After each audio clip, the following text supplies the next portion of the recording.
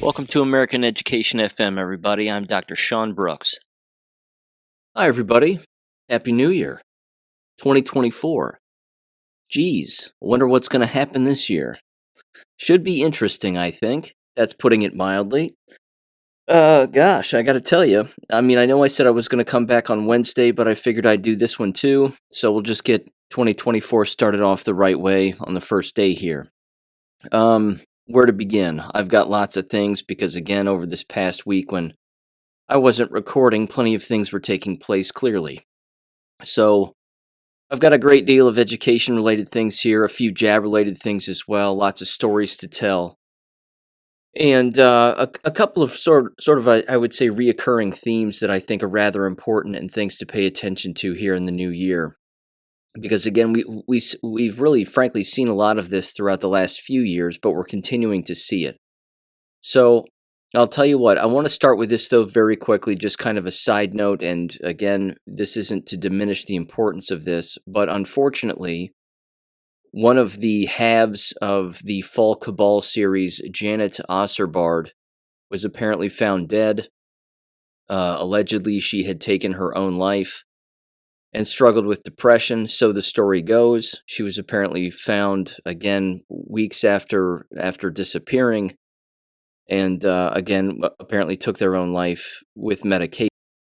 Of course, this is coming from her partner, who knew her very well. They were together. They have, I believe, adopted children together, and that's the case. Either way, if that story is to be believed, and that's the narrative that's to be believed, then it's beyond awful, to say the least. Her work was immensely valuable, and I know that the work of both of them was very valuable, in particular, again, regarding the serious nature of the kind of work that they were doing, and frankly, the kind of stories that we try to bring to the asleep public and to one another who are awake as much as we possibly can. You know, these stories are intense, they're heartbreaking, and it's remarkably corrupt and incredibly satanic.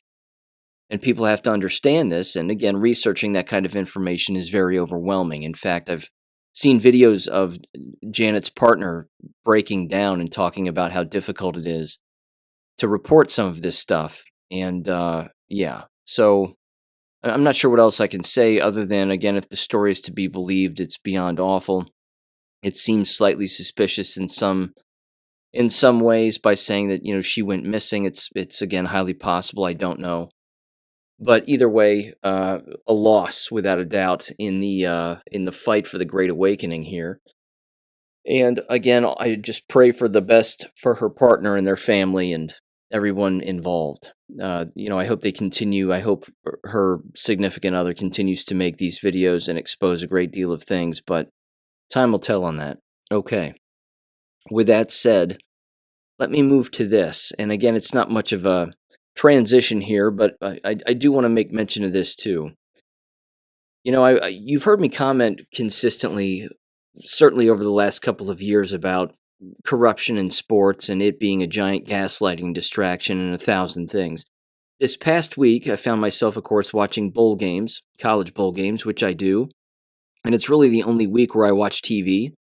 And it's the only week where I watch sports, and in football in particular. I got to tell you, what's going on in college football is an absolute abomination, in my humble opinion. I think it's beyond disgusting. And you talk about, again, a business that is failing, a business that is trying to get a grasp over its failure that it created, and they have no idea how to control it. So, just as a quick review, even for those that may not be aware or perhaps have forgotten, and I'm not saying I'm going to get all of this right, but I do find it remarkably interesting.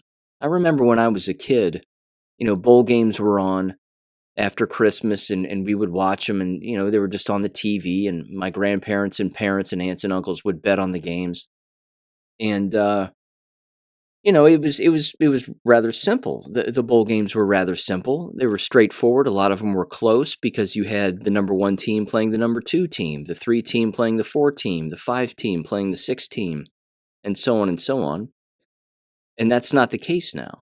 Now you have a team with 11 or 10 wins playing a team with 7 or 6 wins. That alone is beyond ridiculous to me, and I don't quite understand it. I know that the closer it gets to the so-called national championship game, that the rankings, so to speak, are closer. But what's perverted the entire thing, which you've heard me bring up before now, is the ability to pay these college players for their likenesses and their appearances and 1,000 other things. So they're making money as college students and as student athletes, and it's really in the high-profile sports, in particular football, and certainly basketball, I would assume. But you have this consistently referenced at just a nauseating level, the old portal window, or the transfer portal, as they call it. Again, this is beyond outrageous too, because now you basically have a drafting system that exists within college football where students are chasing not only money, but they're not being taught anything about loyalty. I mean, I remember a time in college football where if you played college sports, you had to play right up until about your senior year. And if you wanted to go into the NFL, you could ditch out in your senior year, but you couldn't ditch out as a freshman. You couldn't ditch out as a sophomore or a junior. You had to stay in it. And that's not the case anymore. Now everybody thinks that they're an NFL prospect, and everybody thinks that they're, again, chasing money. And again, what lessons is this really teaching these young people? It's not teaching them anything about loyalty. It's not teaching them anything about hard work and hard work in the long run. I just think it's beyond disgusting. And it's just perverted the entire watching experience and viewing experience. And I think that there were really 2 games that exemplified this entire perversion. And the first was the Ohio State-Missouri game, which was beyond embarrassing.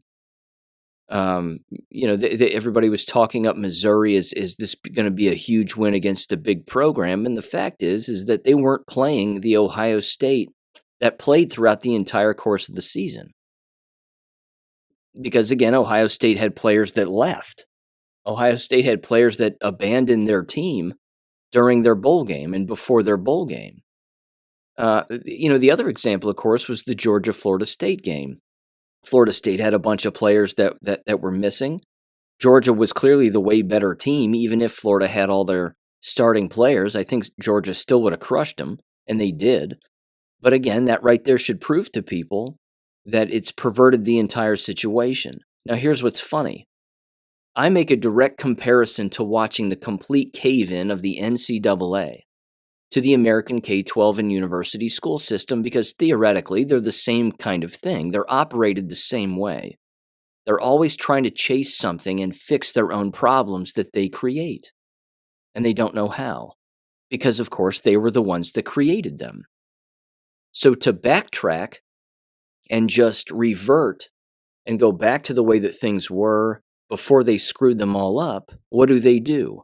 They double down on their lie, they double down on their mistake, and they make their mistake even more complicated in an effort to try to cover up the mistake that they've made. Case in point, instead of going back to the way that it was back in the 1980s and all of the years before that, where there was no playoff. I mean, the playoff thing only came around somewhat recently. I'm not sure how many years ago that exactly was. It wasn't in the 90s. It was certainly in the 2000s. But either way, instead of going backwards and finding the answer that existed for decades and decades and decades, they've decided now to include a 12-team playoff system for next year, because they think that that's going to cause the players to stick around, at a chance at getting a national championship. Because again, if you're playing in a bowl game, as it were, that used to be your championship. That used to be basically like, okay, great, we're playing in a bowl game. Let's win this bowl game and we'll be bowl champions. That in itself was good enough, but that's not good enough anymore. Now they're going to take all those bowl names that we've all recognized throughout the years, not that any of it matters because it doesn't, but they're going to take those names and they're just going to be those playoff games. So if you win, the Cotton Bowl or the Peach Bowl or the Orange Bowl, well, you've just won a playoff game. That's all. That's all it's going to mean. I have to tell you, I just think it's disgusting because it's sending the wrong messages to endless people, and it's hilarious from this standpoint that everybody's having to watch this and just go along with it and accept it like it's okay. I mean, it was the NCAA that allowed this. They were the ones that did this. And I mean, it's if anything, it's proven that what Cardale Jones, the old quarterback for Ohio State, when they won the championship that first year with Urban Meyer, he was lambasted on Twitter for saying, I didn't come to Ohio State for no schooling. I think that was his exact quote, and he's right. He's right. Those football players aren't there to learn how to read and write. They're there to chase money, in particular now. And they're there to chase as much notoriety as they can before they attempt to enter the NFL draft, where they can hopefully cash in, so they think. And I mean, it's amazing. It's just continuing to sell the lie to so many people. But I truly do believe that that's the sign of the collapse. It's one of many signs. There were so many other visual signs of the collapse too, with the college football stuff, even with the commercials aside.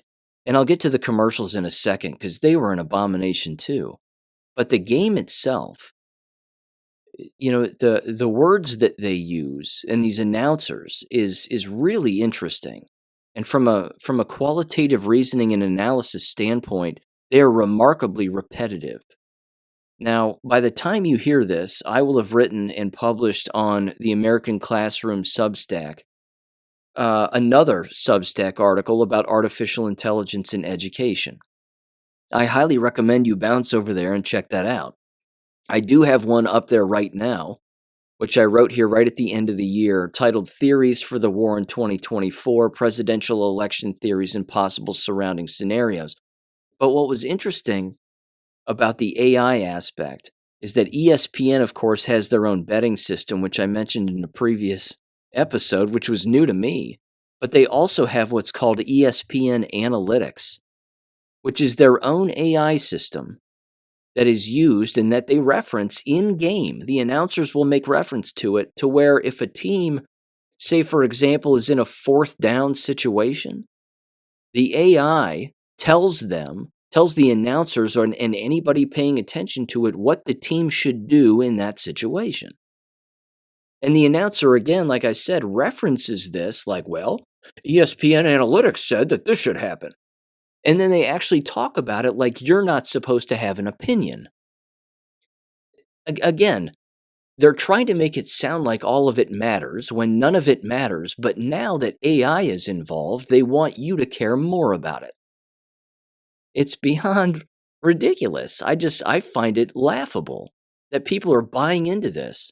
And of course, they're using the ESPN Analytics artificial intelligence thing, assuming that any of that's real, when it could just be Fat Eddie sitting in a corner, making his own picks, and he's really the ESPN analytic thing.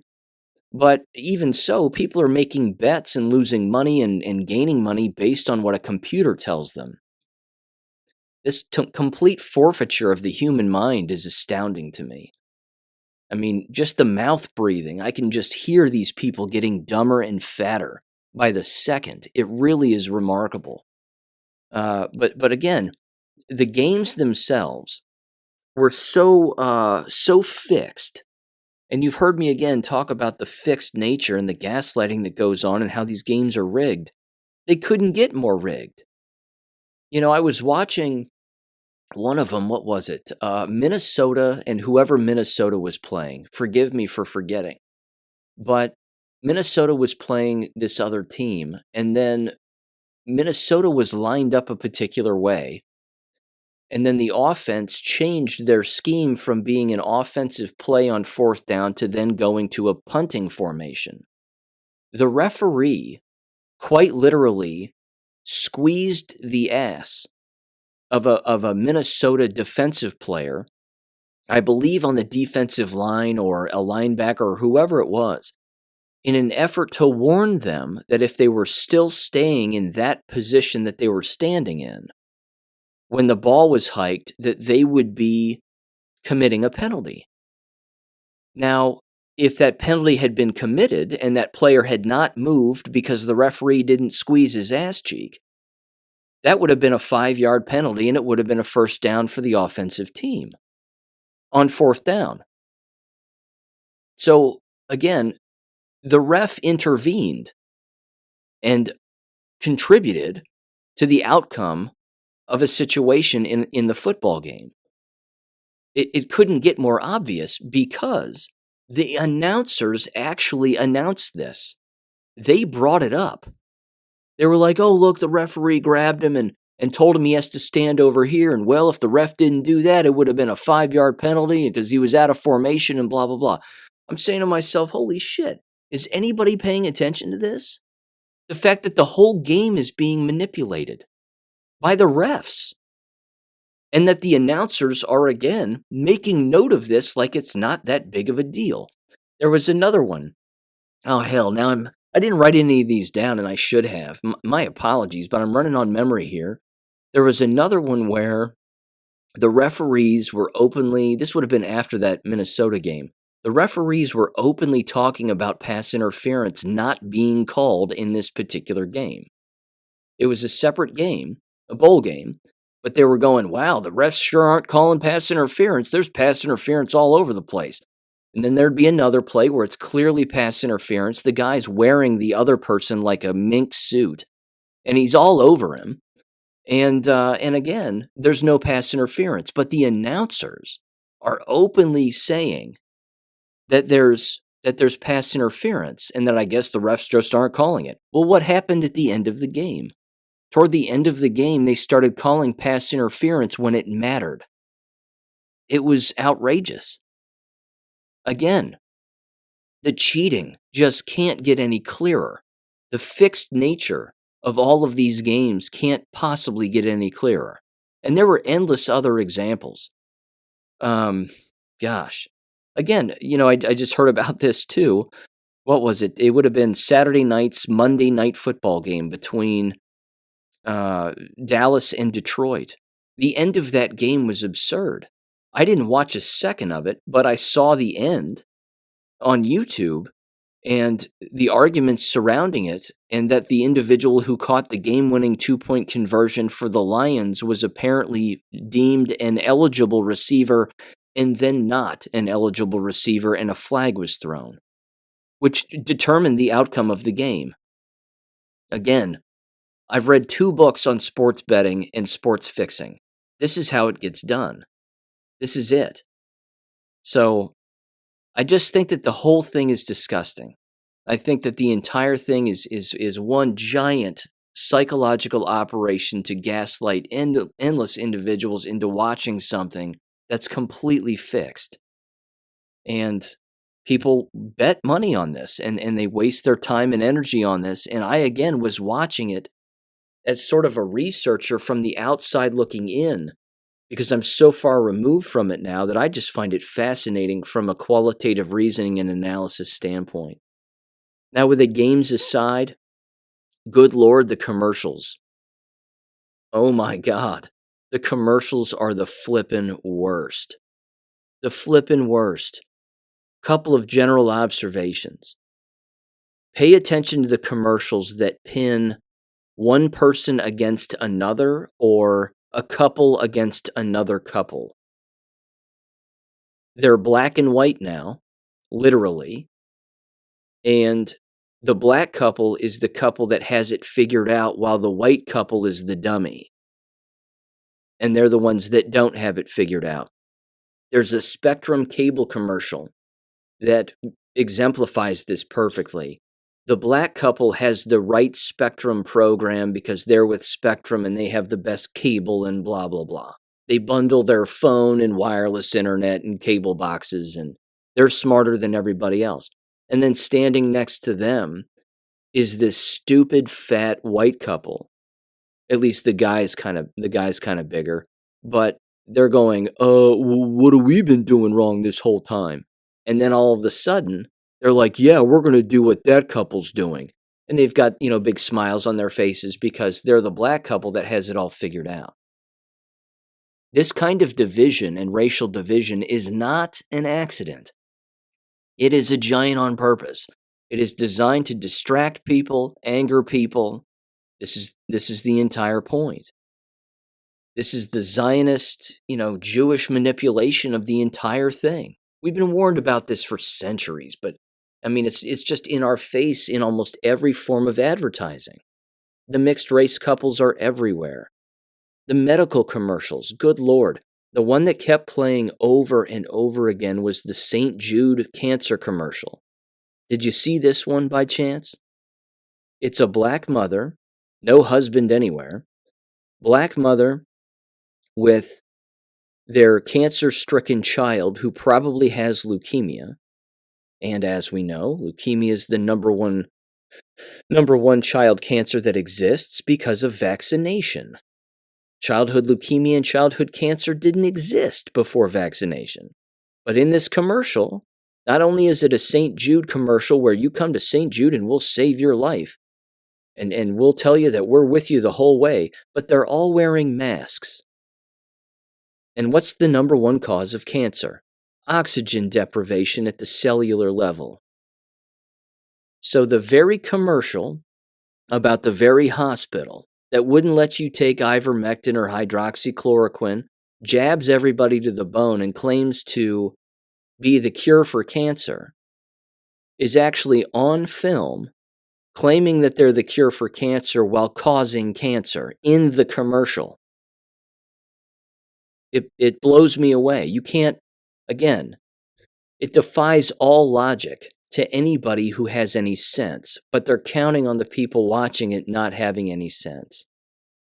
It's amazing. And it's beyond depressing as well, because it's just in your face all the time. I don't know. The commercials were terrible. Too many to describe that were beyond disgusting. But the racial division, the constant conflict, the man is stupid, the woman is the most intelligent. I mean, it's just awful. They can't just have a song and a ditty and sell you a product. It's got to be race-based. It's got to be gender-based. It's got to be, division-based. It's gross. It's just really gross. So anyway, wanted to bring that to your attention. I'm sure, if you were watching any of it, even for a blink of an eye, it hit you like a freight train. So that's the blessing and the curse of being awake and being surrounded by people who are dead asleep. I should mention this too. There were a few others that I thought, a few other commercials that were rather telling, and again, rather ironic, I thought. Of course, there's the constant Kelsey brother 2-in-1 flu shot, Pfizer shot commercial, which again is beyond disgusting as well. Because again, who watches these games? It's typically parents and their children. And again, they're watching these games together. Families are watching these games together, and they're seeing that commercial. And again, what are they saying? What are they actually thinking? Who are they trying to target? Again, are they having conversations with themselves as viewers of that commercial, that Pfizer commercial, and saying, this commercial's disgusting, how dare he do that? Does he not know what's going on? Or are they looking at each other and high-fiving and then showing off each other's Band-Aids on their arms because of all the shots they've received? I mean, which is it? Are they awkwardly quiet because they find it ridiculous even though they took the shots themselves? Or are they like us and they're looking at that commercial laughing and, also hanging our head in disgust because we can't believe what we're seeing? It's, I don't know. It's the propaganda and the psychological warfare here that's being used against us on a constant basis is over flippin' whelming. And there's another one too, that was clearly jab related, sort of in an indirect way. There's this commercial that was called Staff DNA, STAFF DNA. Maybe you saw this one. It's a nursing application. And it has to do with hiring nurses, and if you're a nurse and you want a job, then you download the app, and then you plug in your credentials, and then you say where you're located, and then apparently these nursing organizations or hospitals, doctors' offices, whatever, they reach out to you, and then they hook you up with a job. Well, Staff DNA, I mean, I got on their website and bounced around a little bit. They didn't come around until 2020, or I'm sorry, 2021. That's interesting timing, isn't it? To create an app to gather more nurses. Why would you need more nurses in 2021? What was happening with all of your nurses in 2021? Were they getting sick? Were they dying? What from? And now they keep pushing this particular app in the commercial, which I found fascinating. And ironically enough, it was during the First Responders Bowl, which I believe took place in Nashville, Tennessee, or I could have that wrong, but either way, the First Responders Bowl not only was running the St. Jude commercial on a constant basis and the Staff DNA commercial on a constant basis, but they were running commercials thanking police officers and firefighters and paramedics and all of these individuals. And again, COVID was kind of the overall theme, the COVID lie. But then they also actually interviewed for one of these commercials for the First Responders Bowl, the sheriff of the Nashville Police Department. Now, why would they interview him? Well, you might expect it was all because of the fake school shooting that took place in that Presbyterian church. That if it wasn't for the police and the fast action of the cops, that they had to do what they had to do on that fateful day. And they went from classroom to classroom, clearing every room before eventually taking out the shooter. I couldn't, I can believe it, but that right there could, just should continue to prove to people that the propaganda, they got to double down on it. They got to remind you of the fake trauma. And that again is part of the propaganda and psychological warfare agenda to carry out that fake event of the Nashville shooting and then bring it right back around during a moment of your leisure when you're watching something in your leisure time or in your off time, however you want to categorize it, only to have you re-traumatized for a brief moment about that thing that they want you to believe happened when in fact it didn't happen. They have to do this. They're Masons. I mean, they have no choice. If they're called upon to engage in this lie once again, they're going to do it. So I found that to be remarkably ironic during the First Responders Bowl, but then again, it was their opportunity to re-traumatize everybody. Again, for something that didn't actually happen. So that's kind of my 2 cents on the whole college football bowl game thing. It really is an interesting case study in itself to just examine what goes on during those games and those commercials and then view it as sort of an outsider looking in, like you're watching, again, The Matrix by living in the real world. Again, we don't live in the Matrix if you're listening to this show. So, congratulations, number one. But number two, it really does give you a perspective on the power of the Matrix and how they have to do whatever they have to do to maintain it in order to continue and enslave individuals into believing that what they're watching is real when it's beyond evident it isn't. I mean, almost every single thing that you're watching isn't real.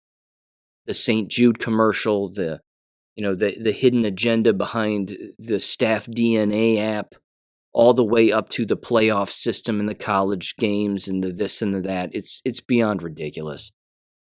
But man, it really does give a person some perspective as to how difficult it is to wake up out of all of this because it's so overwhelming.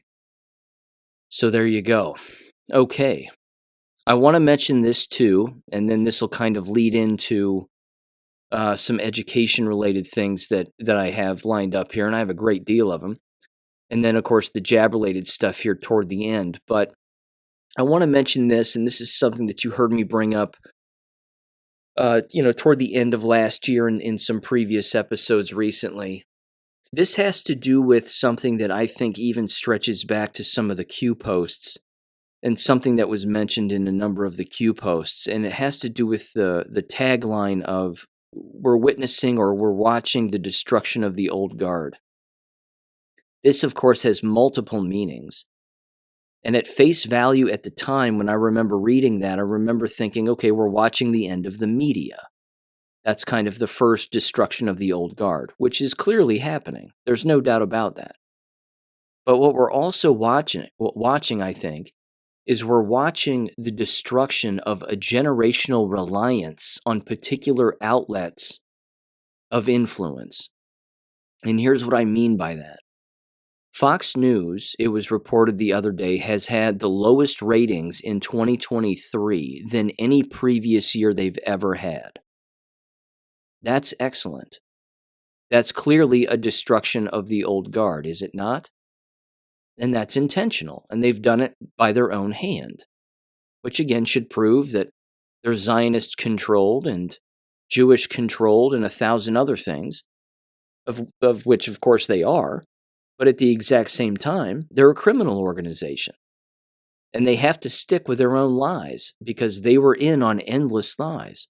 All of the things that they reported on, everything from 9/11 all the way to the last, this Israeli, Gaza conflict, so to speak, and this mass genocide that's taking place overseas, they're in on it. And they're not allowing any defection of any kind. They're not allowing anybody to have an alternative voice of any kind. That's a big deal. But here's the problem. The problem is in war, just like the one we're in now and have been for quite some time, in particular since the beginning of those Q drops, but it dates even way before then. What you've been seeing is this jockeying for position of influence and power and control over what is the perceived most important narrative of all. And I'm not one to determine what that is, but we're watching these numerous groups attempt to overlap one another, step on one another, still have some influence with each other, and then try to basically regain control or overtake control where a previous group used to exist. Here's what I mean more specifically.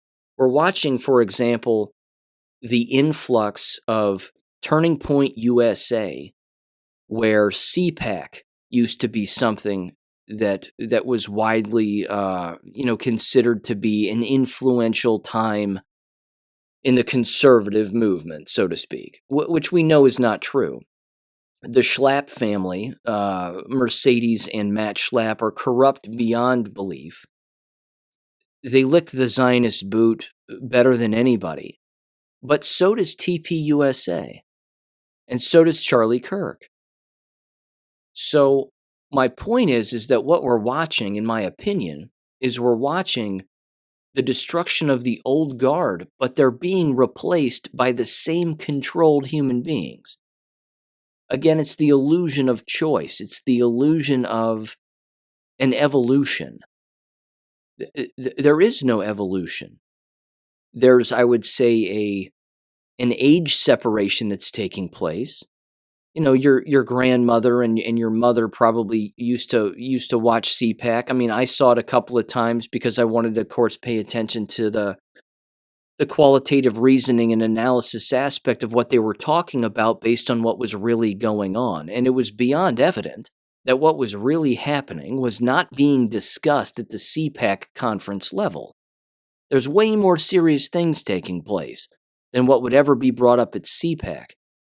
Again, CPAC was for the Candace Owenses of the world and the Riley Gaineses of the world and even the Charlie Kirks and a number of these other individuals who, again, are kind of swooping in to try to gain influence. They would always view those conferences as potentially being like an interview session. I'll speak at this conference and then somebody will want me on their show and so on and so on and so on. It isn't any different with the TPUSA conference that took place in December of 2023, just a few weeks ago. Same kind of thing. Not CPAC, and it was certainly for a younger crowd because there was one segment of that where, of course, you had Tim Pool, you had Jack Posobiec, if memory serves, Charlie Kirk, Tucker Carlson, and another one of Tim Pool's pale friends who was on this panel. And they're all talking to each other and asking questions to one another like nobody else is in the room, like nobody else can hear them. and like they are the intellectuals of intellectuals, that you have to listen to these guys and only these guys, that these are the guys that know what's going on because, well, look at us, we're on a stage, we're the big shots, we're talking to each other on a stage like we're the ones that have all the answers. So let's throw a question out there and then we'll all agree on it. And by default, all the mouth breathers will just agree with us because we said. Now, you've heard me bring up again what I believe to be the very nefarious nature of the Tim Pools of the world, in particular Tim Pool himself. He remains on YouTube on a platform that's kicking off endless people who are telling the truth. He toes a line so he can maintain his platform, but people don't want to believe for a minute that he's got some kind of a backdoor deal or a behind closed curtain deal with YouTube that allows him to maintain himself on that platform. I personally believe that he does. I think that's how he gets paid. I think that's how all that money shows up in that ticker during the comments section of his shows. You've heard me mention that before. I think he has a behind closed curtain contract, and that contract says, here's how we're going to pay you. We're going to pay you through YouTube so YouTube gets their cut, but you're going to get the majority of the cut. And it's basically this giant business deal where we are selling your audience into paying into it because people are going to see how much money is going your way. And at the exact same time, we'll let you talk about pretty much whatever you want, including censorship, so you can gaslight the public into believing that censorship is something that you're fighting against, when in fact it's the censorship machine that's paying him. That's why I don't trust these people. Never have, still don't. And certainly won't in this coming year. I'm not tooting my own horn in this show. You don't have to listen to this show at all. I'm just saying that I don't listen to their shows because I have a feeling that there's always something else going on. Again, superficially speaking, Tim Pool wears the same clothes every day. There's only two kinds of people I know, actually three, who wear the same clothes every single day. A child who doesn't want to change their clothes, an Alzheimer's patient, or someone who has something to hide. And I mean that. I'm not smiling or laughing when I say that. I actually mean that. I think he's got something to hide. The man wears a beanie, a stocking cap, in the middle of July. That's odd. What is he hiding? We know he's bald, so he's not really hiding anything. My point is it's a psychological thing. It's a visual tell. He's got something to hide. He has an image to protect. And that right there, I think implies serious corruption somewhere regarding something. Some kind of guilt, some, again, backdoor deal that's taking place that is outside the view of even the people that are shoveling him money or watching him. I just think that there's always something else going on there. Now, with Tim Pool and his pale friends who are clearly sunshine deprived, with all of them aside, you've heard me again rail on Charlie Kirk. He too, I think, is beyond owned by the Jewish lobby. There's no doubt about that. They even let him criticize them from time to time, only to then wrangle him back in and remind him who, cuts his checks. Because again, where did he come from? Where did even Tim Pool come from? Where did these guys come from? Have they ever had a job? I have a serious question about that. How do you go from not having a job to all of the sudden being on all of these stages and saying all of the things that you're saying with all of this money coming your way? I find it highly suspicious. I still do. And I don't think 2024 is going to make it better. I think that these groups and these people in the so-called conservative movement are stepping on each other because they're always jockeying for position.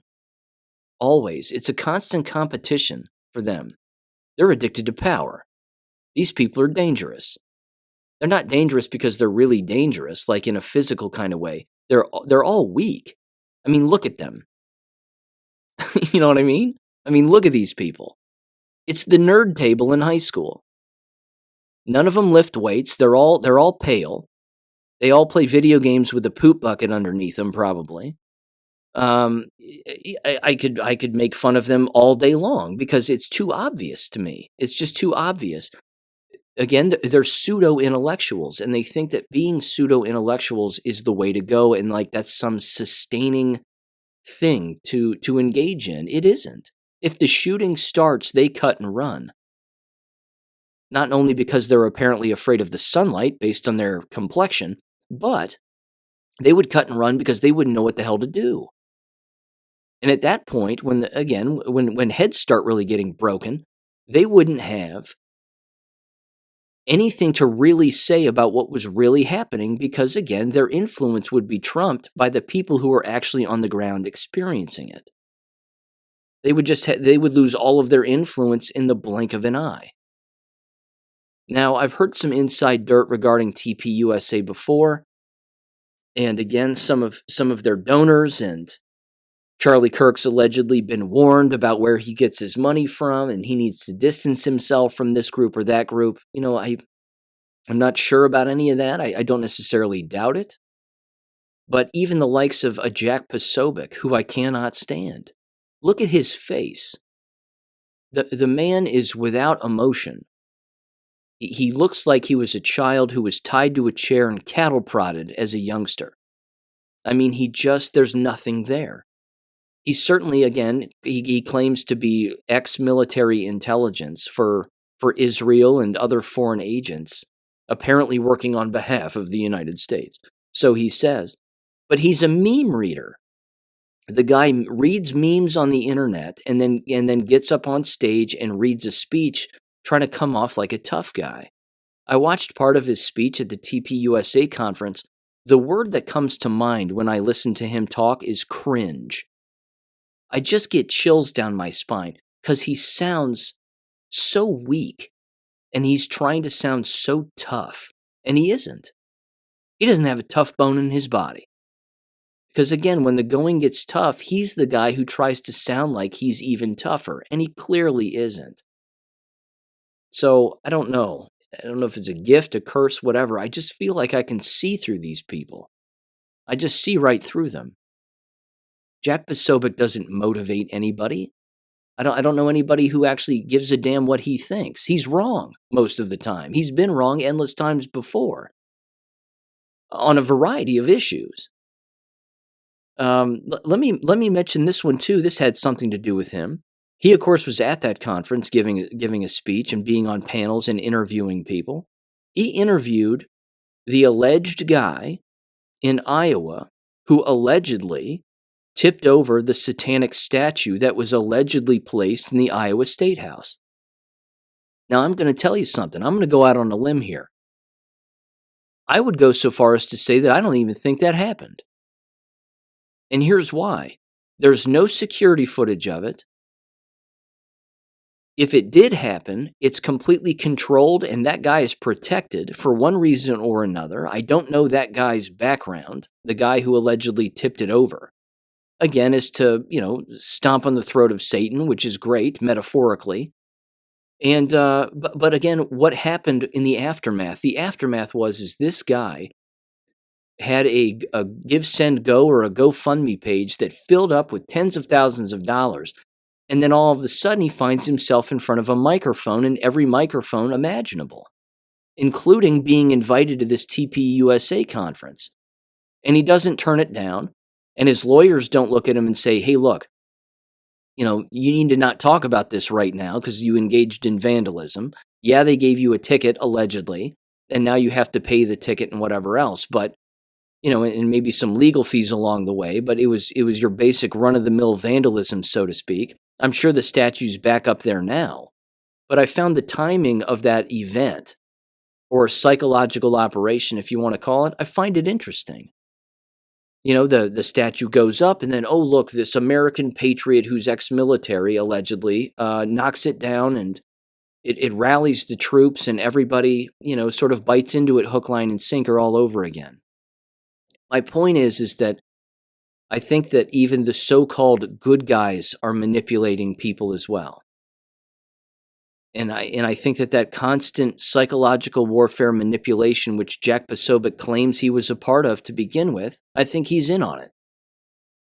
And I don't like it at all. I don't like any of the psychological manipulation, regardless of the side that it's coming from and regardless of its intended purpose. Telling the truth is really the only thing I think that matters and the thing that needs to continue to take place here. So I'm going to wrap up this little chit-chat on that particular subject anyway by simply saying that I don't trust these people. I think that even they see an opportunity in war where real people are dying and real people are struggling, and they see this as an opportunity for them to get a bigger audience, get more money, have more influence. And that doesn't make them, and by them I mean the Tim Pools of the world, the TPUSAs of the world, it doesn't make them any better than Matt Schlapp and his fat ass. It doesn't make any of them any better than CPAC. It doesn't make them any better than the people they criticize, like Lindsey Graham. They're the same. They just wear different colors. They speak in different tones. They go on different programs, but it's the same kind of thing. It's the same manipulation. It's the same listen to me and nobody else. And certainly don't think for yourself. That's really the thing that they're really trying to get people to understand. Look up here on this stage with our panel of nitwits and pale nerd table attendees from back in middle school and high school, who would have gotten pounded into the sand back in the school days or swirlied 1,000 times. Who knows? Maybe that's why Tim Pool lost his hair. Maybe that's why he wears a beanie all day long and doesn't change his clothes, is because, he got tortured in the locker room in gym class. I have no idea. I just know that they're always jockeying for a position and jockeying to manipulate people. The last thing they're going to do is encourage anybody to think for themselves. They're not going to do that. And if a Tucker Carlson suggests that people do that, well, you're going to watch people run away from Tucker Carlson because they're going to disagree with him. And I don't agree with everything Tucker Carlson says, not by a long shot. He's openly out there, and he's openly stated that the darkening of America and the elimination of white people is something that he invites. He's openly said this in other podcasts since being removed from Fox News, in not so many words.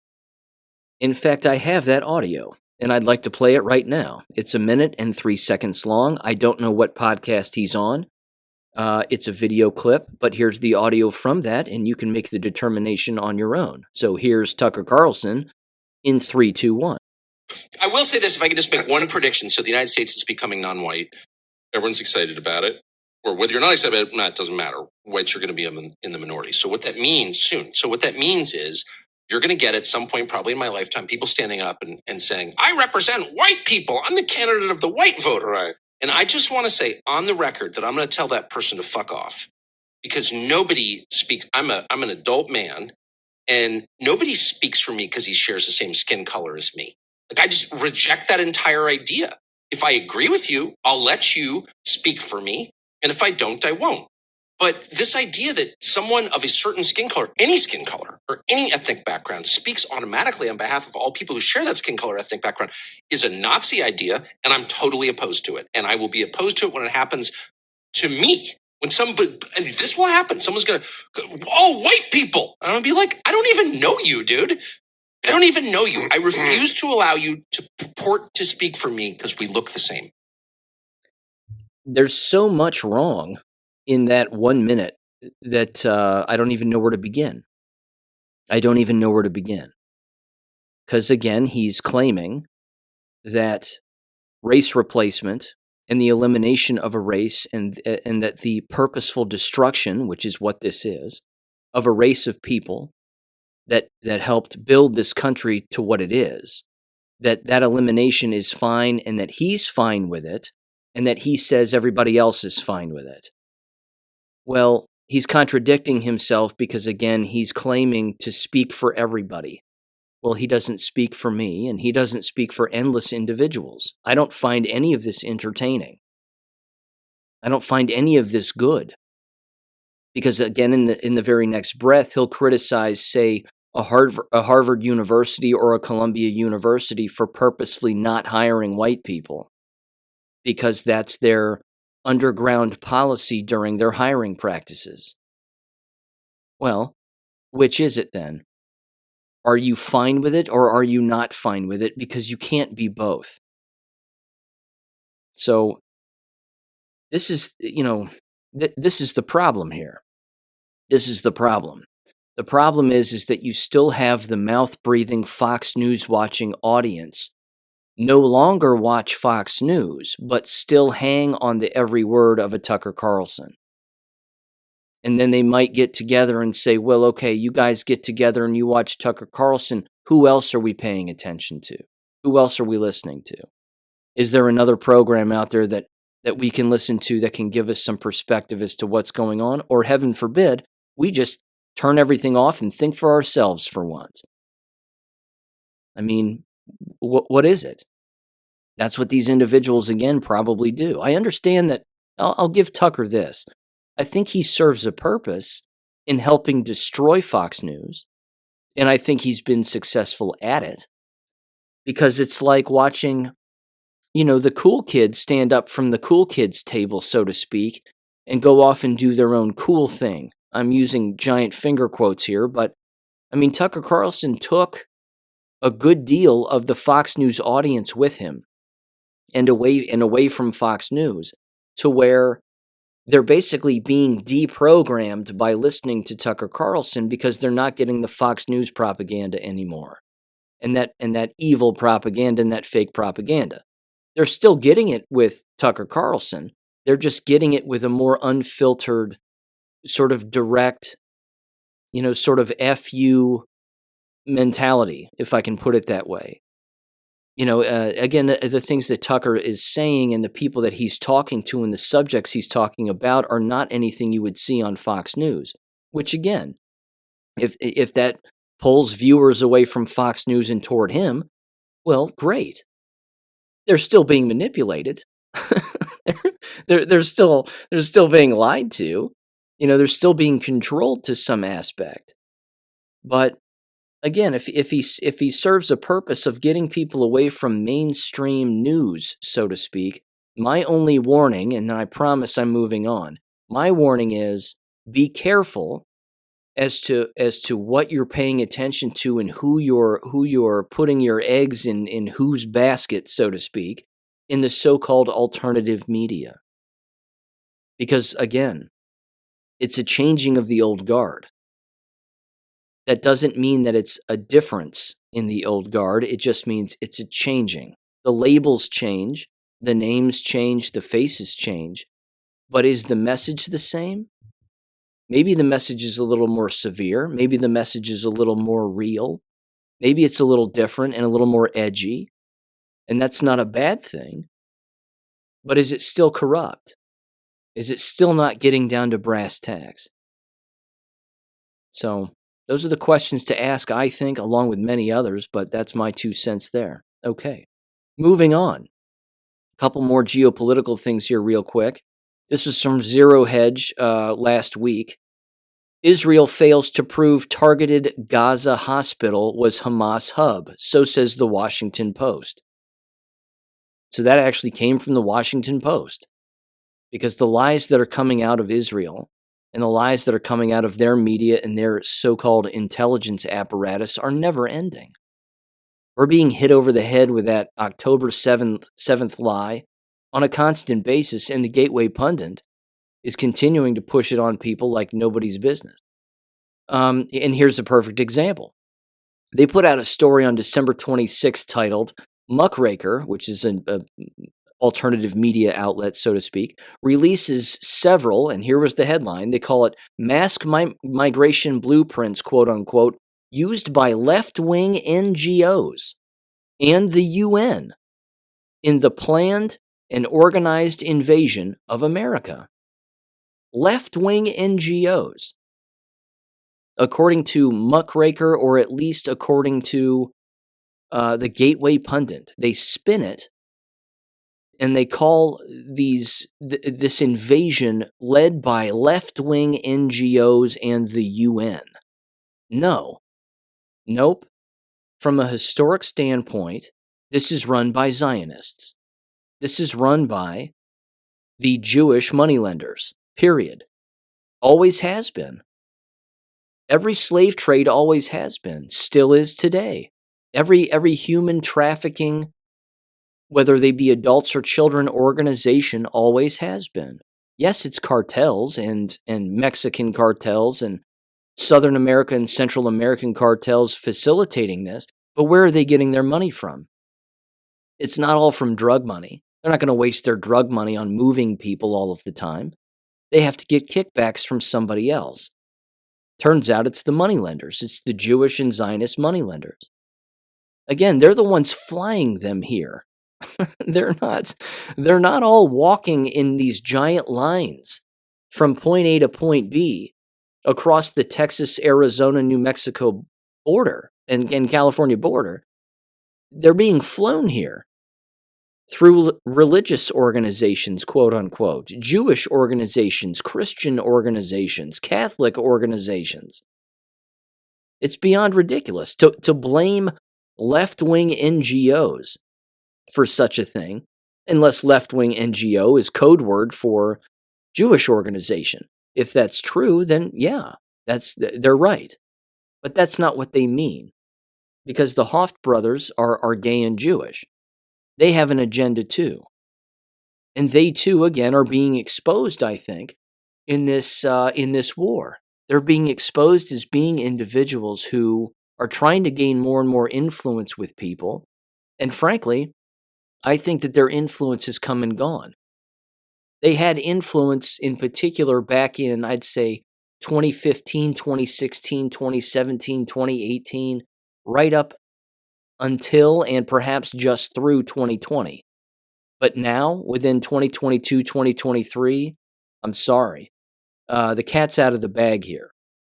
It's beyond evident with the Gateway Pundit that they're not interested in the truth because of the endless lies that they've pushed. Everything from Ashley Babbitt all the way down to, of course, the October 7th fiasco. So they're in on it also. Just wanted to bring that to your attention too, and I thought that headline exemplified it perfectly. Okay. Very quickly, again, and just a reminder, check out the americanclassroom.substack.com for my artificial intelligence article regarding AI's influence in education. It is the fast kill of the education program, without a doubt. It's a lengthy article, but I think it's worth it. And yeah, artificial intelligence and manipulating people entered the classroom very early on. It was as simple as rolling a television on a cart into a classroom and plugging it in. And then the teacher saying, we're going to watch something. And I was even that school teacher from time to time as well. But that right there is part of it. And it's gotten to the point now where artificial intelligence is being used to actually teach entire classes.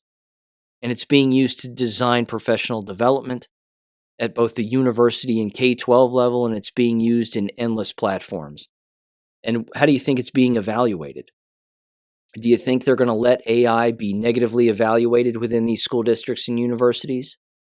Of course not.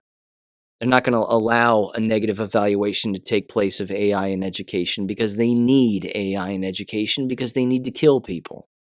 It's a part of a depopulation program. It's a part of the depopulation program. And as I state in the article, AI is a massive arrow in the quiver of the depopulation agenda.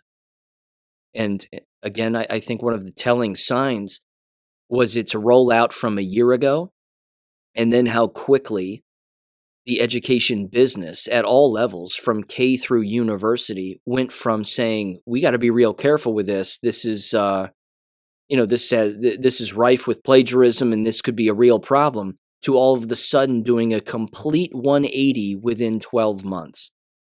And now they're going, oh, this is the greatest thing since sliced bread. This is the cat's pajamas. This is fantastic. That's not an accident that they flip-flopped like that. They were paid to. They're told to. Because they know that if they go against the grain on the latest flavor of the month or the next arrow in the quiver of depopulation, they're going to find themselves without a job. That's how the corrupt business operates, and it works that way in every line of work. Again, AI is being talked about consistently now as going to be the future of wiping out endless professions run by human beings. Everything from accounting to economic positions, so much so that those won't even be majors in college anymore. They'll cease to exist. You won't have anybody going to school to be an accountant, or I want to be an economist, or I want to be a financial advisor. Won't happen. Won't happen. They'll be run by machines. They don't need humans for those positions anymore because they already have humans creating the robots to do the job for them. No different in education. Same thing. And it's not going well.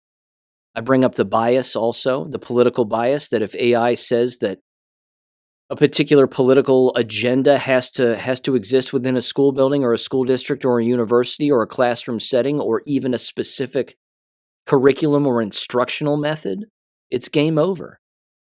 That school teacher isn't going to have a chance, and they're not going to have a choice.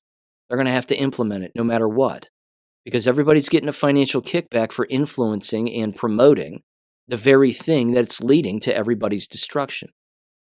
I'm not blackpilling, because we know what the healthy alternative is, don't we? It's not continuing to send your children to these environments and expecting the right thing to happen. It's not becoming a board member on a school board and, we're going to show them and we'll give that superintendent the old heave-ho. It's a nice short-term solution to a problem that you're not going to be able to fix in the long run. Because if states start adopting this AI stuff, which they already have, it's game over. So you have to make the entire system collapse. If you don't give a platform for the robots to kill everybody, okay, metaphorically, if you don't give them a platform or a factory to be built in the first place, let alone a factory of a hive mind of young people to actually go and operate, then the AI system can't exist anymore. It ceases to exist. So all the more reason in 2024, because this is the war of all wars here, to pull your children out of school now and get them out now. Because again, as I say, in the article, they're going to throw, it was actually in the previous Substack, in the theories for the war in 2024, the enemy's going to throw everything up against a wall and see what sticks. And this is going to go way past the election of 2024. This is going to go into 2025. This is going to go way past that too. It's the rabid dog. You get the rabid dog who's been caught, whose back's up against a wall. How does that rabid dog behave? We've already seen how they behave. They'll kill people. They'll do whatever they have to do to distract and try to get everybody into their global agenda. And this year, I might add, happens to be the year that the old pandemic treaty is apparently going to be rolled out and widely accepted, I'm sure. And as I say in the theories for war in 2024 Substack article, they might use the French Olympics as being a Kickstarter to a lot of that. And I'm not the only person or group of people, I'm sure, that shares that opinion. That's a valid logical take. It's an international sporting event. Roll in a little bit of sickness, crank up the 5G, force the shots on people. We start watching, Olympic athletes dropping over dead. Why not? If they even can compete at this point. So who knows? I think this year is going to have a lot of fun stuff in it. And I don't mean that, as a funny way of putting it. I think there's just going to be a lot of very serious things take place that are going to be mind-bending. And that's, again, putting it mildly. So let's get into some education-related stuff here now, beyond the AI stuff. Again, I'll leave that for the Substack article. There is this. And this kind of ties in with a little bit of everything, but I want to read a little bit from this. This is sort of a larger scheme and a larger point. This was from May of last year from trendingnewsfeed.com. Get a load of this. It was titled, Study Uncovers Dark Relationship Between Left-Wing Extremism and This. And here's what it says. It says, a recent study published in the peer-reviewed journal Current Psychology has shed light on an intriguing connection between dark personality traits and left-wing aggression. This doesn't surprise us. But again, at least it's out there and it's been published because it's 100% true. It says the research conducted by Dr. Anne Crispence and Dr. Alexander Bertrams from the University of Bern in Switzerland explores the motives behind individuals endorsing aggressive left-wing political and social activities. The study suggests that certain individuals with narcissistic or psychopathic tendencies are attracted to such activism as a means to fulfill their ego-focused needs rather than genuine aspirations for quote-unquote social justice. Well, what's interesting is there are no genuine aspirations for social justice because the term social justice, as you've heard me bring up on the show, isn't authentic at all. It's completely made up. Now, I want to finish this article because there's actually not a lot here, and it summarizes the study rather well, I think. But it says the following. It says, quote, the study introduces the concept of what they call dark ego vehicle principle. It says, according to this principle, individuals with dark personality traits such as high narcissism and psychopathy are drawn to specific forms of political and social activism that serve as a vehicle for satisfying their own ego-focused desires. These individuals may utilize these activities as opportunities for self-presentation, displays of moral superiority, gaining social status, dominating others, and engaging in social conflicts and aggression to fulfill their needs for excitement and thrill. I have to tell you, as a side note before I continue, I think of lots of people in lots of positions when I think about this. I think of school board members, and I also, of course, think of the stereotypical political left, but at the exact same time, I think of individuals like Charlie Kirk. Charlie Kirk and people in the Jack Posobics of the world, even them, they need the conflict in order to, fulfill their own whatever, self-presentation displays of moral superiority. I think it's amazing. Again, we get to learn and we get to comment on things, and I'm not saying that everybody who does that is a narcissist. They clearly aren't. But at the exact same time, you have to ask yourself the question, what are these people not talking about, and why are they not talking about particular things? Why are they trying to gin up conflict over here when there doesn't need to be? And then they won't examine something that's far more serious over here that they could, but they don't want to because why? Are they threatened by bringing up the truth on particular issues? I'm not sure. Probably. But I can't help again but think of school board members. I mean, these people are some of the most egotistical, narcissistic, self-important individuals on the face of the planet. And they're the ones running your school district. It continues, it says the researchers conducted 2 studies to investigate the endorsement of anti-hierarchical aggression to overthrow those in power and its association with dark personality traits. Both studies found a correlation between individuals endorsing such aggression and possessing narcissistic and psychopathic attributes. It says the authors caution that their findings do not imply that all individuals with left-wing political views exhibit these dark traits.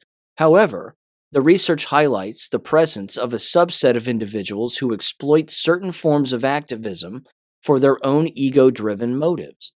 Of course. It then says that the authors aimed to delve into the psychological factors underlying left-wing authoritarianism, as this area has received limited attention compared to right-wing authoritarianism. Left-wing authoritarianism, as defined in the study, involves three components: anti-hierarchical aggression, anti-conventionalism, and top-down censorship. Again, what does that sound like? Does that sound like Zionism? Doesn't that sound like Bolshevism and communism? Sounds like people who want to murder other people, does it not? And control them. And then if they're criticized as being the controllers, well, we have to do whatever we can to eliminate them. What's that sound like? It continues, and it says, let's see here. The researchers utilized a newly developed measure for left-wing authoritarianism to assess participants' tendencies. It says, while the study sheds light on a specific aspect of left-wing activism, it is crucial to acknowledge that authoritarianism can manifest across the political spectrum. The research does not claim that all left-wing activists possess dark personality traits, nor does it imply that right-wing activists are exempt from similar tendencies. It serves as a reminder that personality traits can intersect with political ideologies, leading to unique manifestations in different individuals. It says the study paves the way for further exploration of the psychological factors associated with left-wing authoritarianism. Additional research in this field can contribute to a better understanding of the complexities with political ideologies and help debunk stereotypes or biases associated with certain groups. Broader investigations into the motivations of individuals involved in various forms of activism would provide valuable insights into the interplay between personality traits and political engagement, unquote. I'll simplify it, if I can. It's the difference between sin and a lack of sin. It's the difference between morally sound people and immoral people. People who invite sin and division and people who do not. That's the difference. It's not really left-wing or right-wing, as they want people to believe. It's the individuals who try to live by God's word and the people who detest God. That's it. What titles they put on themselves is irrelevant. That's all window dressing. That's like changing the tie that you wear with a suit. It doesn't really matter. Sometimes it blends in nice and sometimes it clashes. But either way, it's just a different tie. It really has more to do with an individual who is morally sound and an individual who is not. And as they point out correctly, it also has to do with the position that they inhabit and their unwillingness to learn in that position or let go of that position.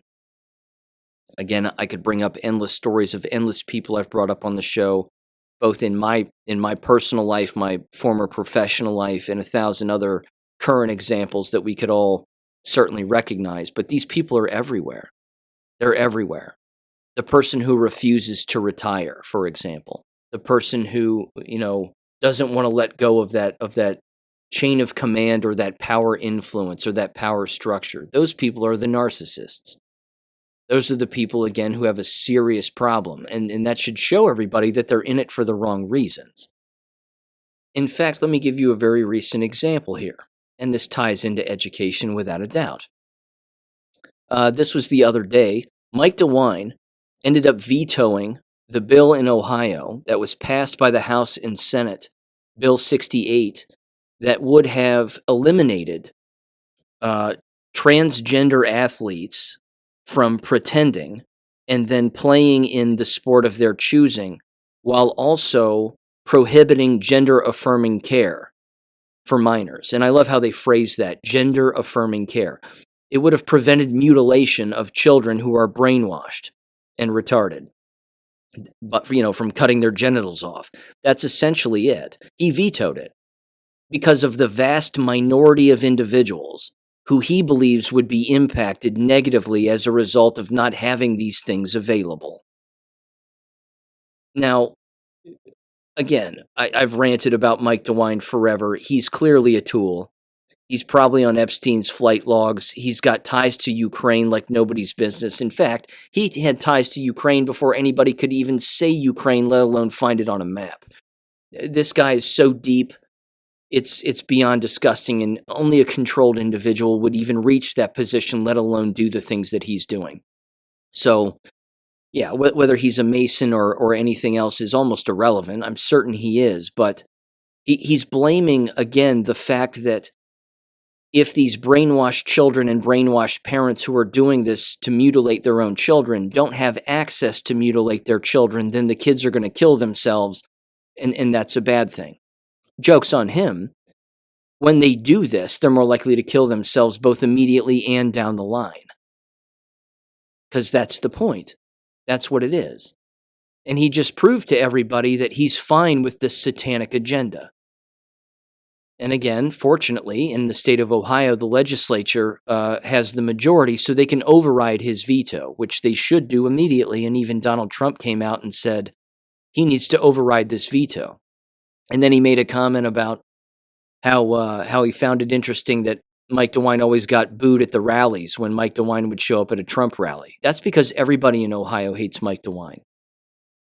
Everybody hates him so much that you actually have the left-wing individuals and left-wing radicals who love cutting the genitals off of children applauding Mike DeWine. That should tell you how upside down things are. And that should tell you how brainwashed they are. And of course, there's the out-of-touch element, which has to do with everything else that's happening in the world, in particular in the field of education, that is directly tied to Satanism. Not just, again, people pretending to be a gender that they're not so that they can play in a school-related sport that has nothing to do with them, but 1,000 other things, which I'm going to mention a lot of these headlines here now. One quick side headline, however, in the same vein, has to do with the Olympics. Apparently, now in the Olympics, in the upcoming Summer Olympics, you're allowed to have, female boxing. You're now allowed to have males pretending to be females to box female boxers. This is allowed. This right here, again, is going to be the litmus test. Every single female should walk away because they're not going to give a gold medal to a guy pretending to be a girl if the guy's standing there by himself, holding his genitals in his boxing glove with nobody to box. You can't give that person a gold medal. The entire event would be eliminated, so eliminate it. It's people's willful participation in this insanity, in this satanic agenda that continues to perpetuate it. Just walk away and watch what happens. They'll do one of two things: kick all the trannies out, or they'll stop having the event altogether. And frankly, it doesn't matter which. I could care less which. I just care about whether or not these dummies are actually going to participate in it and go head-to-head with a guy pretending to be a girl. Because we know that those people are out there. So, there you go. But let's keep going down this satanic agenda that apparently Mike DeWine is completely oblivious to, but we know he's not. He's a part of it. University of Wisconsin approves a $600,000 grant to study the lasting effects of puberty blockers on children's brains. Researchers hypothesize that puberty blockers lead to lasting changes in developing brains. This is not new. This isn't new. Gender-eliminating chemical castration has been around for a very long time, and it works. That's what it is. They call it lasting effects of puberty blockers. Puberty blockers, no. It's chemical castration. It used to be a penalty. It still is a penalty in some countries. And again, sometimes rightfully so. But when it's willfully accepted by society and brainwashed individuals and politicians and parents and children, well, you don't have to study this to find out its outcomes. It leads to suicide because that's what chemical disruptions in the brain and the body cause. They cause depression. It causes anxiety. It causes thoughts of suicide, lowered dopamine, serotonin, things of this nature. This is not, you don't have to study this to figure out its outcome. But in that same line, here's another one. University of Wisconsin chancellor fired for making porn videos. They kept this guy around for a long time. Shocker, he happens to be Jewish, just saying. Chancellor Joe Gao, G-O-W, was removed from his post last Wednesday for making sexually explicit and X-rated videos with his wife and others on social media and porn websites. The Board of Regents unanimously voted to terminate his chancellorship and place him on administrative leave. The board named Betsy Morgan as interim chancellor and will hire an outside law firm to investigate Gao, G-O-W, who was set to retire at the end of the school year. University of Wisconsin President Joe Rothman, every single time, said in a statement that Gao will transition to a faculty role, but that he had filed a complaint with Morgan to review Gao's status as a tenured member. Upon my recommendation, the UW Board of Regents today terminated Dr. Joe Gao from his position as chancellor, effective immediately. It says, in recent days, quote, we learned of significant conduct by Dr. Gao that has subjected the university to significant reputational harm. His actions were abhorrent, Rothman said. Rothman did not say how the board learned of the videos. 63-year-old Gao was the longest tenured chancellor in the UW system. He was denied a pay raise 5 years ago for inviting former porn actress and activist Nina Hartley to speak at a free speech event on the UW La Crosse campus. Hartley is featured in one of the sexy, healthy cooking videos that Gao and his wife Carmen Wilson published on YouTube. Good God. Ladies and gentlemen, do we need more evidence? Sure we do. Here's another one. LifeNews.com. 76 Christian universities caught promoting abortion and Planned Parenthood. But they're Christian organizations. Why would they do that? They're not Christian organizations. That's the fun part. They say they are on the outside sign of a building, but that's not what goes on the inside. Holy Cross, for example, a Jesuit Catholic college in Massachusetts, for instance. It was awarded an A-plus grade in 2021. However, following the reversal of Roe, their Women and Gender Studies department used the school's website to condemn the decision, demonstrating their commitment to abortion over biblical values. Yeah, and there were 76 of them. Let's rock through these as quickly as humanly possible. Let's see if I can read these off super fast. Allegheny College, Pennsylvania. Capital University, Ohio. Chaminade University in Hawaii. Concordia College, Minnesota. Earlham College, Indiana. Felician University, New Jersey. Guilford College, North Carolina. Holy Cross College, Massachusetts, a Jesuit Catholic school. Manchester University in Indiana. I applied there. Mary Baldwin University, Virginia. Millikan University, Illinois. Monmouth College in Illinois. Notre Dame Denamer University, California. Payne College, Georgia. Rocky Mountain College, Montana. Sewanee, the University of the South. No way I said that right. Tennessee, an Episcopal school. St. Joseph's University, Pennsylvania. Trinity Washington University in D.C. University of Tulsa Graduate School, Oklahoma. Villanova University, Pennsylvania. Albion College, Minnesota. Augustana College, Illinois. Blackburn College, Illinois. My dad graduated from there. There you go, Dad. College, the Beavers. The Blackburn Beavers, ladies and gentlemen. Let's see. Not a Catholic school. Or Presbyterian Church, as they like to claim. Boston College, Massachusetts. Carthage College, Wisconsin. Chapman University, California. DePaul University, Illinois. Eckerd College, Florida. Elizabethtown College, Pennsylvania, rather. Gustavus Adolphus College.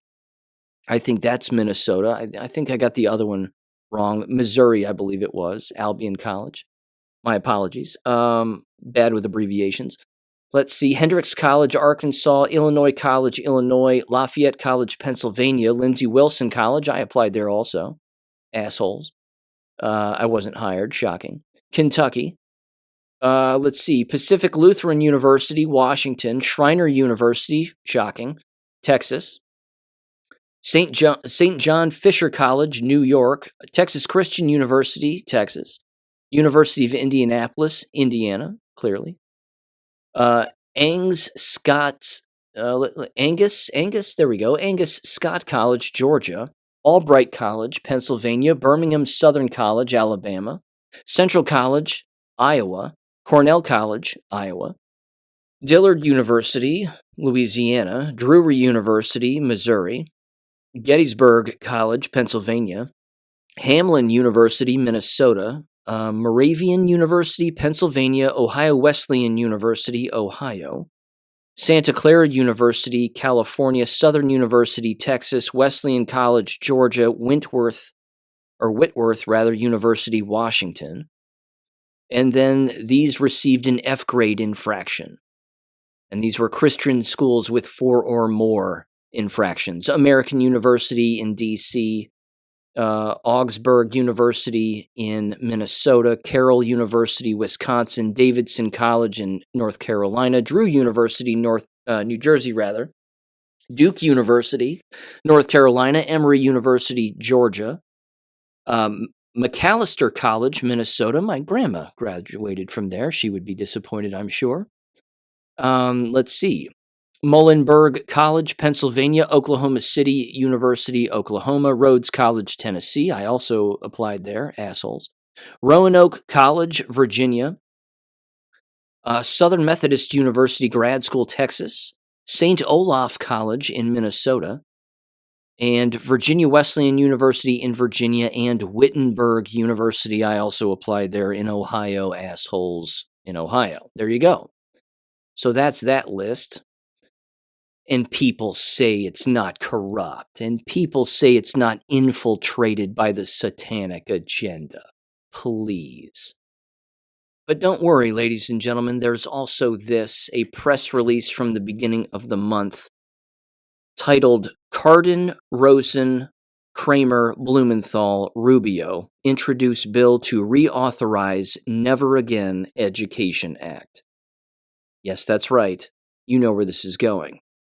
Bipartisan legislation would extend federal Holocaust education program and resources created by the 2020 law. Cicely sent me this. It is set to apparently expire in 2025.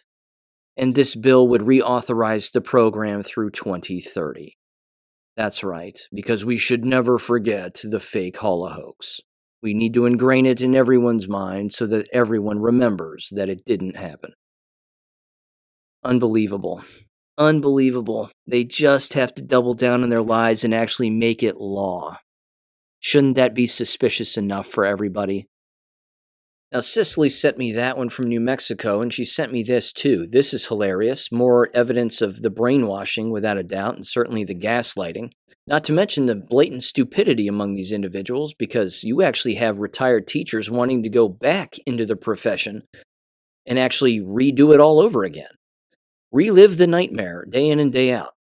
What they've also experienced here regarding these retired teachers, allegedly, who want to go back, is they have to now pay back pay, because they apparently didn't fill out the forms correctly. So give this audio a listen in 3, 2, 1.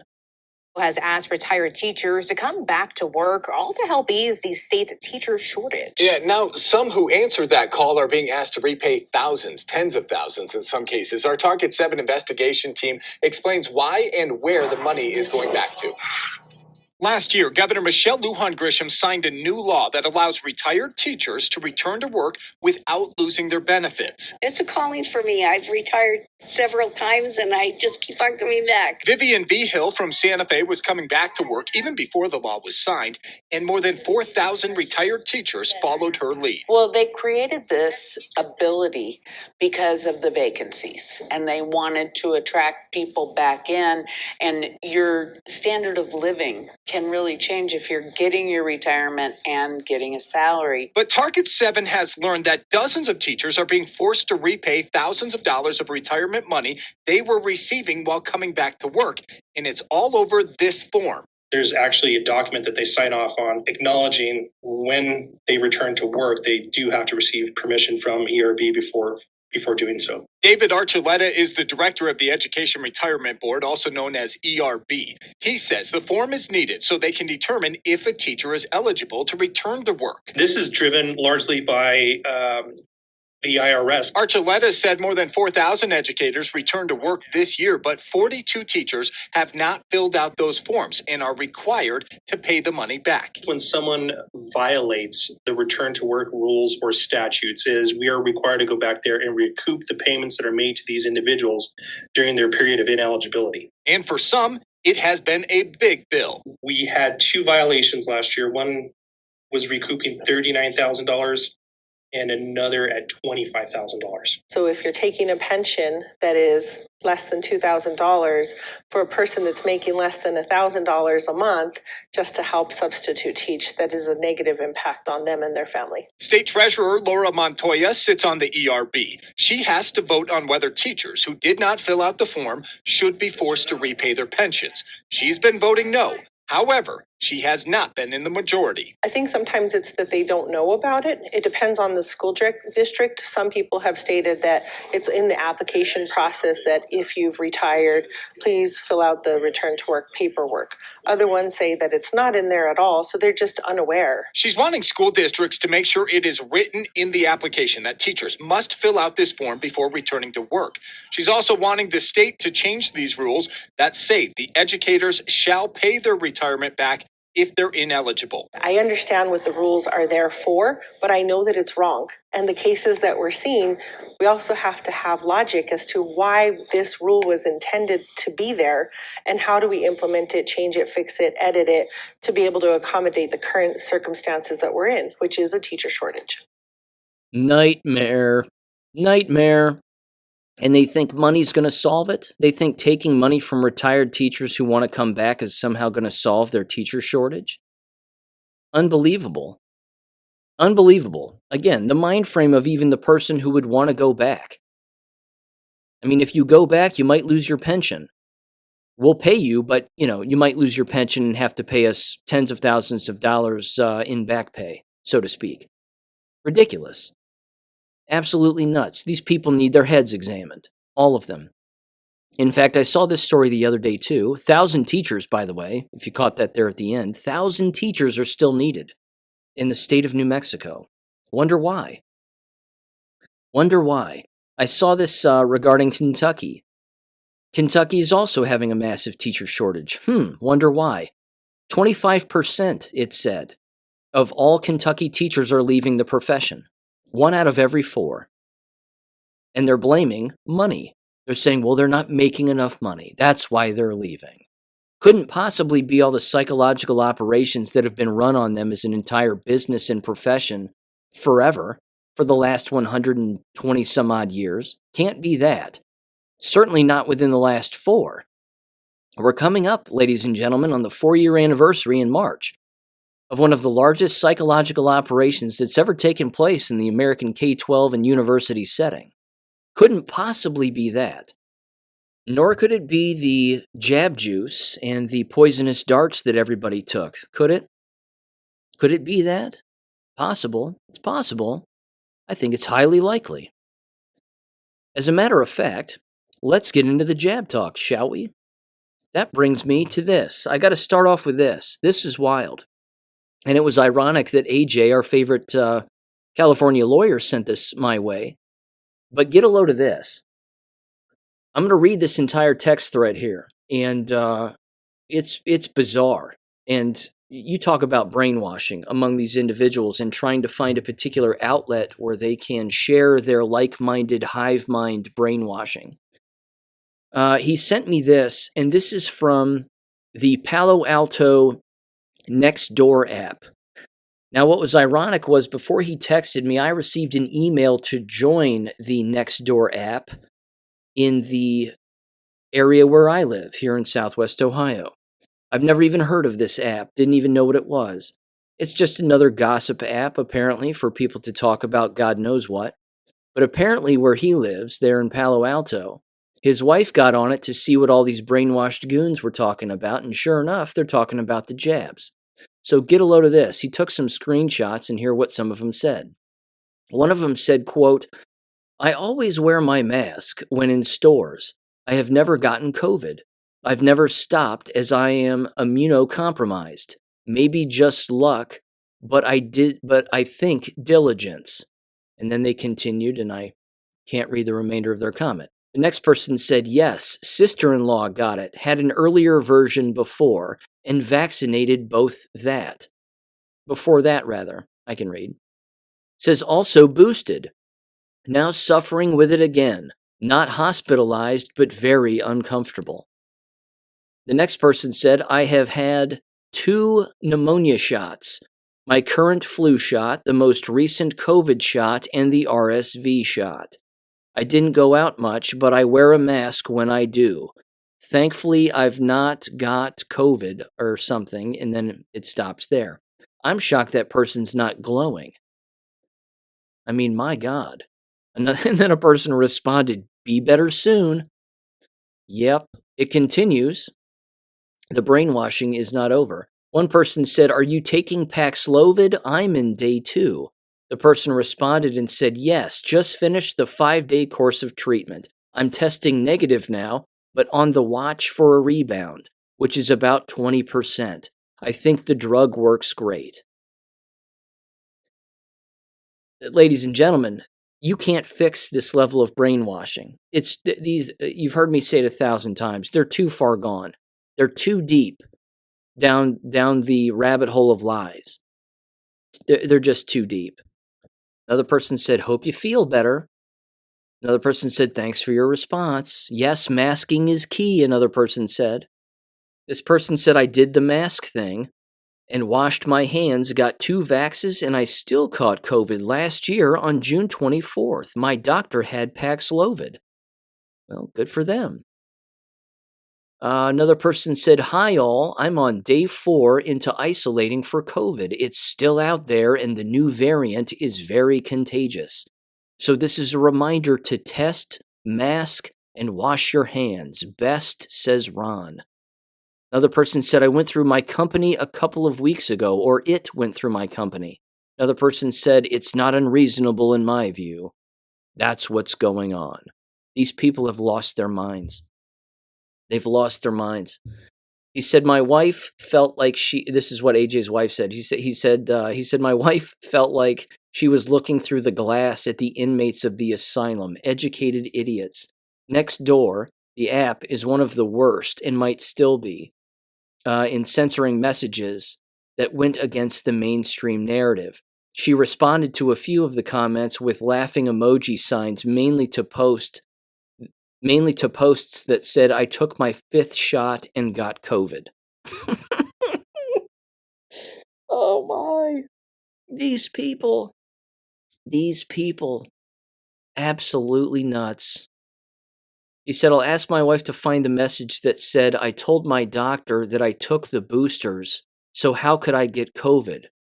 Doctor blames the unvaccinated and says either the supermarket, post office, or hardware store." Good Lord. I asked him then again more specifically about, the conversations that these jab doctors are having with their patients. I mean, the list of excuses that they have to come up with is astounding. It has to be. Here's what he said. He said they're telling them the 3rd booster you took protected only against the COVID BS3 variant. He said you need to take the 4th booster that protects against the variant BS4 and tell your family and friends to get boosted. He said one of the commenters said she took pneumonia shots. I didn't know there was such a thing. Yeah, it's absolutely crazy. And then we started talking about the airline system and how the entire airline system is, completely corrupt, trafficking individuals, of course, trafficking children, and all these illegal aliens from all over the place, and how the government is owns the entire airline industry, which is why they're doing all of this. It's just beyond wild, but it never ends. Again, the excuses that these jab people are making for why they're ill. Their list of excuses is endless. There's this quick little piece of audio from Dr. Ryan Cole I wanted to play. I'm going to tell you something. Again, he's not on the right side of history here. He thinks viruses are real. He thinks variants are real. They are not. He again, like Peter McCullough, thinks that variants are real. They are not. There is only a consistently dwindling of a person's DNA and immune system. That's why they keep getting sick. That's why the jabbed keep getting ill. It's not because of variants. It's because the body is the variant, because the body is dwindling. So one symptom pops up, and then 2 symptoms, and then 5 symptoms, and then they've got 7, and then before you know it, they're dead. That's what the variant is. It has to do with symptoms of having AIDS. So this was from the Vigilant Fox from about a month ago, actually. So my apologies for this being a little late, but this is overcomplicated nonsense here. And he complicates it. In fact, I'm just going to play the audio, so give this a listen. Again, this has to do with vaccines and vaccine trials and which batch was good and which batch wasn't and what did they test for and what they didn't. Again, jokes on Ryan Cole. None of that matters. It's a depopulation agenda, and all the shots kill. They certainly all damage DNA. And it doesn't matter what kind of illness. Again, a person can take 1 shot and end up dead. A person can take 5 or 6, like the lady you just heard, and she's still walking around able to type. God knows why, but she is. But here's Ryan Cole's roundabout explanation of the clinical trials and how they use different shots from this to that. It doesn't really matter. All of the shots killed, including the ones in the trial. So give him a listen here in 3, 2, 1. For the trials, at least for Pfizer, there's a very synthetic PCR type process in making what makes up the mRNA sequence for these shots. That's what was given to 40,000 people, was this very deliberate, synthetic, engineered attempt at a precision type process. And this is dubbed process 1. That's dubbed right? process 1. Yeah. In terms of getting a lot of this made for billions of people, a second process was used, which was only tested on about 252 people instead of 40,000 people. And that was taking this complementary DNA sequence that is like the reverse pattern of the spike to make your cell make to make mRNA a message, and then your body would make that protein in your cells. So there was a big old switcheroo. We did the trials on this very controlled synthetic process. And that last minute, we snuck under the radar and said, but we're going to make all the rest of them using something we barely tested. And then that's what got rolled out into billions of people's arms. So it was kind of a bait and switch. It doesn't matter if it was a bait and switch or not.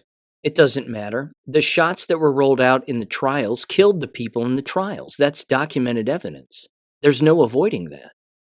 So it doesn't matter if they traded the shots from one to the other or the way they were manufactured. It doesn't matter. None of it belongs in your body because all of it is poison. That's the whole point.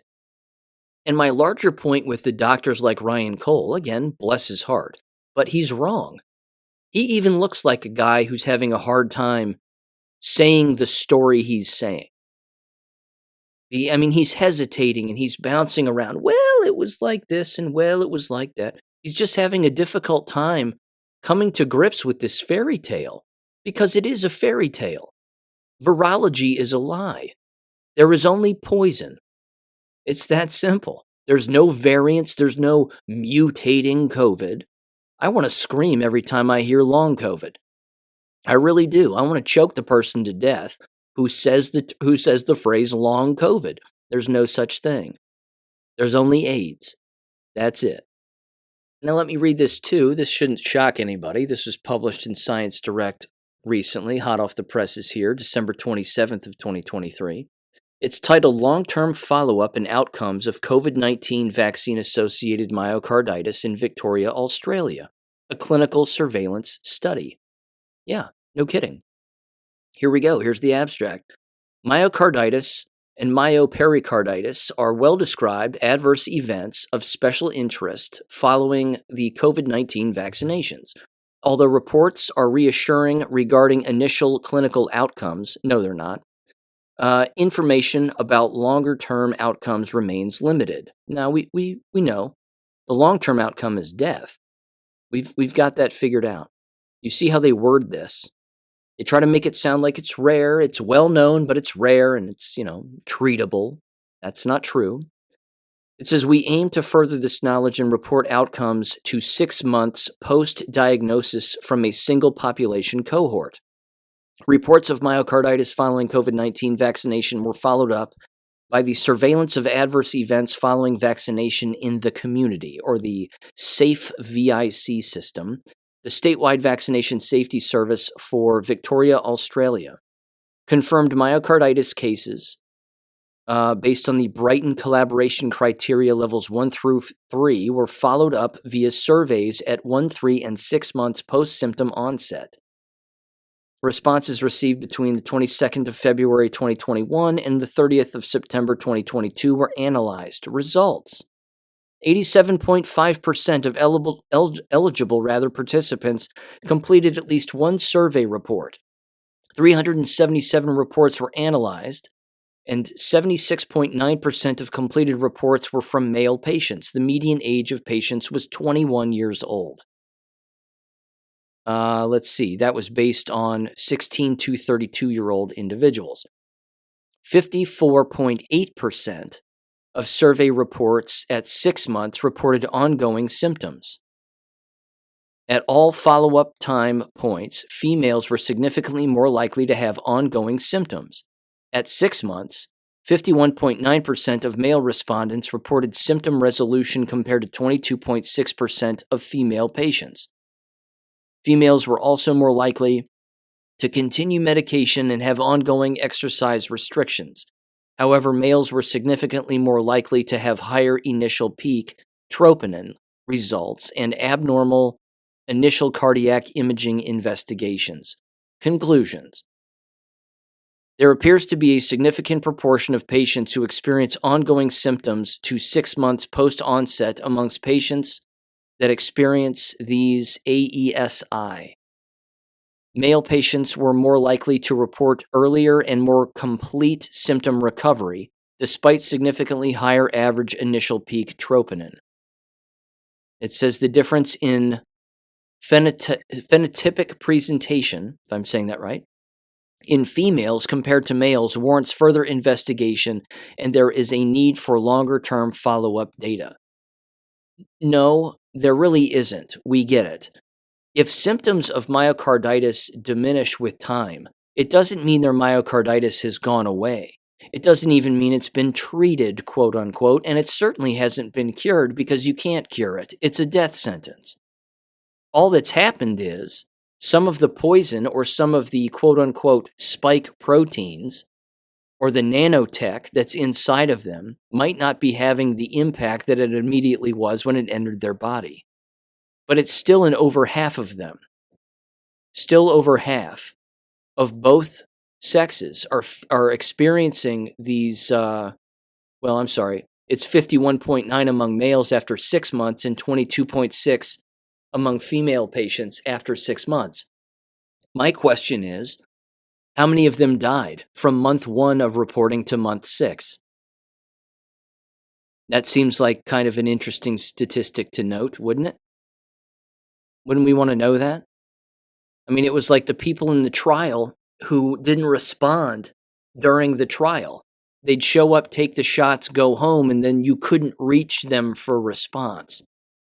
So what they're saying again is that these individuals reporting on these surveys that there were less people reporting than there were initially. That it started off with 172, and by the time it reached The 6-month stage, only 74 of them were reporting. Well, what happened to the rest?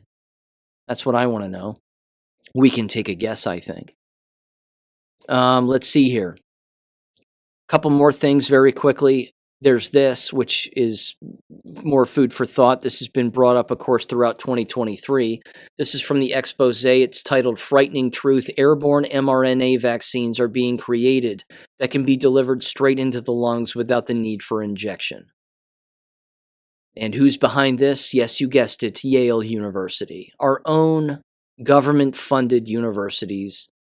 No jab needed, as it says. What could possibly go wrong? I got to tell you, it's exhausting knowing that your government wants you dead all of the time, isn't it? I mean, it truly is.